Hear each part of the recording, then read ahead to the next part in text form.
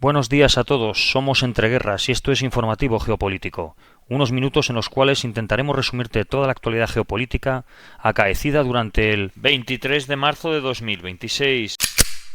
Entre los ataques mutuos que sufren tanto el ejército ucraniano como las fuerzas rusas, uno de los más significativos ha ocurrido durante la pasada noche, cuando el ejército ucraniano ha atacado dos terminales petroleras, una la de Transneft en el puerto de Primorsk, en el óblast de Leningrado, y otra refinería de Basneft en Ufa.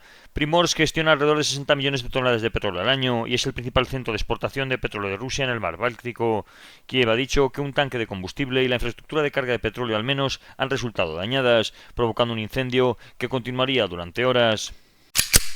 Sobre el terreno, el medio ruso Rybar ha informado de intensos combates en la zona industrial y los accesos a la localidad de Konstantinivka, mientras que las fuerzas rusas estarían intentando avanzar hacia la ciudad y consolidar posiciones en áreas cercanas como en Abiske o Chasiv Yar. Los rusos estarían empleando drones y aviación para atacar de forma masiva ciudades cercanas como Dusivka, Kramatorsk y la propia Konstantinivka. En Oriente Próximo, el ejército israelí ha comunicado que al menos 3 hombres armados de Hamas que viajaban en una camioneta representaban una amenaza para las fuerzas israelíes de la franja, por lo que fueron eliminados mediante un ataque aéreo. Al menos 9 palestinos han resultado heridos tras nuevos ataques de colonos israelíes contra pueblos y aldeas en Cisjordania por segunda noche consecutiva. Los incidentes se han producido después del funeral de Yehuda Sherman, colono del asentamiento israelí de El Omoré, fallecido en una colisión con un vehículo palestino en una zona cercana a las aldeas atacadas. En la localidad de Deir al-Ahtab, un residente relató que un grupo de colonos rodeó su vivienda y trató de incendiarla mientras su familia se encontraba dentro, lanzando piedras, cócteles molotov y combustible. La familia logró escapar por una escalera que conducía al tejado, mientras otros vecinos acudían al lugar, lo que finalmente provocó la retirada de los atacantes. Según la Oficina de las Naciones Unidas para la Coordinación de Asuntos Humanitarios, al menos 25 palestinos han muerto este año a manos de colonos y soldados israelíes en la Cisjordania ocupada. Ante el aumento de la violencia, el ejército de Israel de hecho ha anunciado el desvío de un batallón de infantería que inicialmente iba a ser desplegado en el Líbano hacia Cisjordania. El despliegue ya se habría completado y las autoridades militares no descartan enviar más tropas y continúan los incidentes armados.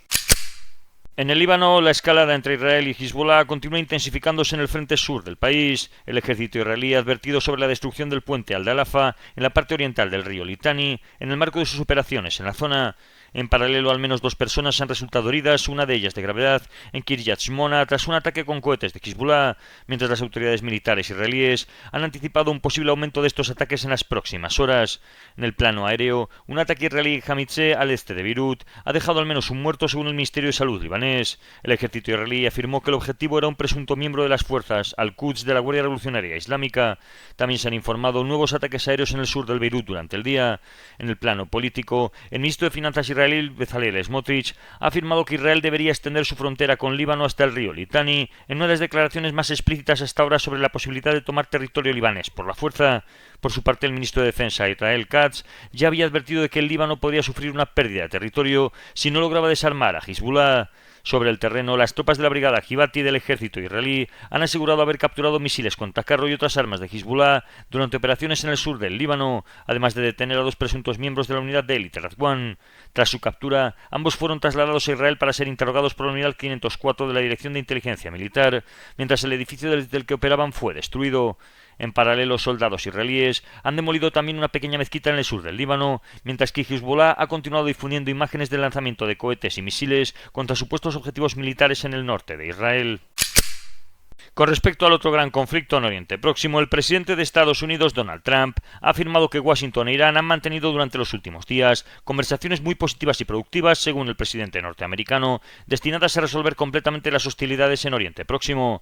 En función del tono de estas supuestas conversaciones, Donald Trump ha anunciado que había ordenado posponer durante al menos 5 días los ataques previstos contra centrales eléctricas e infraestructuras energéticas iraníes. Este anuncio ha tenido un impacto inmediato en los mercados, el precio del petróleo ha caído con fuerza y los índices bursátiles mundiales han experimentado una rápida subida, especialmente el norteamericano. En apenas minutos, el índice S&P 500 ha llegado a sumar alrededor de $2 billones en capitalización antes de retroceder bruscamente cuando las autoridades iraníes negaron categóricamente la existencia de contactos directos con Washington.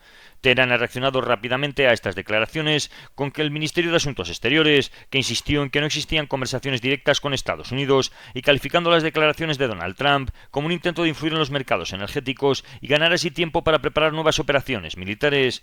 También el presidente del Parlamento iraní, Mohammad Bagher Ghalibaf, afirmó que las noticias sobre negociaciones son falsas y estarían destinadas a manipular los mercados financieros y petroleros.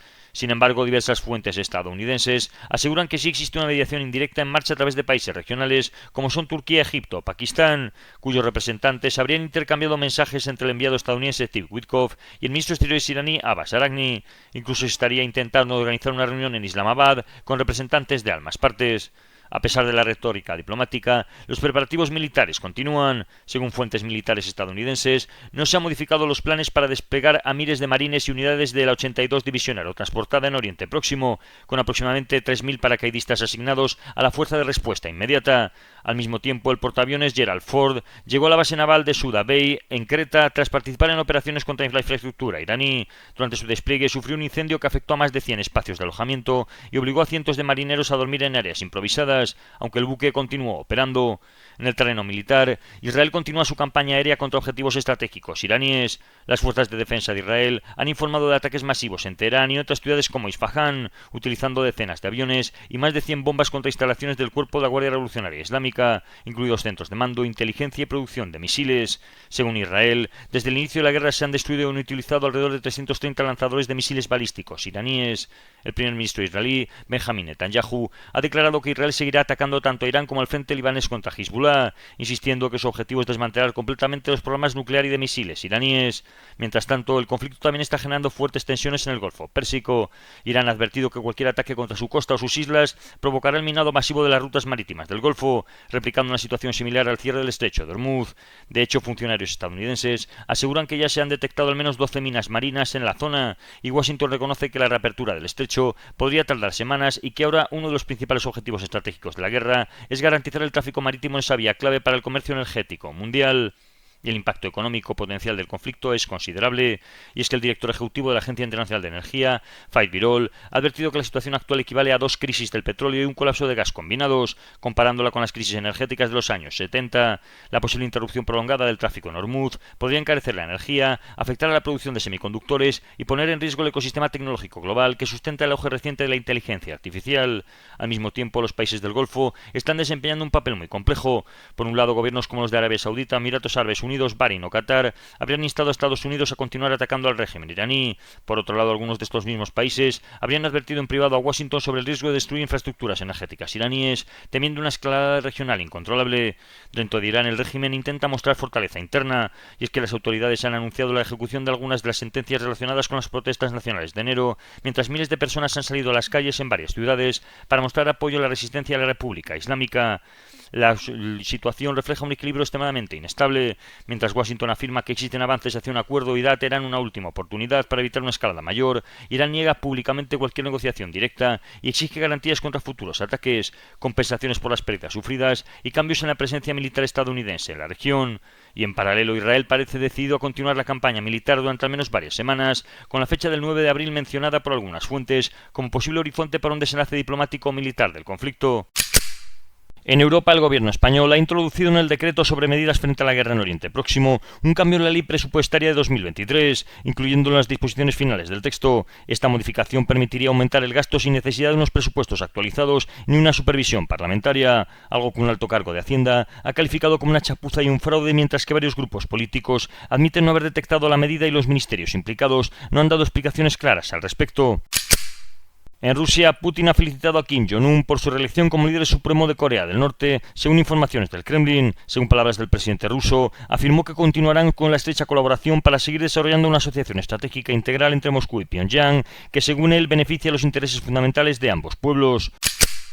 En Iberoamérica, un avión de transporte militar Lockheed C-130 Hércules de la Fuerza Aérea de Colombia se ha estrellado durante el despegue mientras transportaba unos 100 soldados. Algunas fuentes señalaban inicialmente que el accidente había dejado al menos 90 fallecidos. Sin embargo, posteriormente el presidente colombiano Gustavo Petro informó de que por el momento se han confirmado una persona muerta y al menos 77 hospitalizados tras el siniestro, mientras que 43 personas continuarían desaparecidas. Las autoridades siguen evaluando el alcance del accidente y la situación de los ocupantes del avión.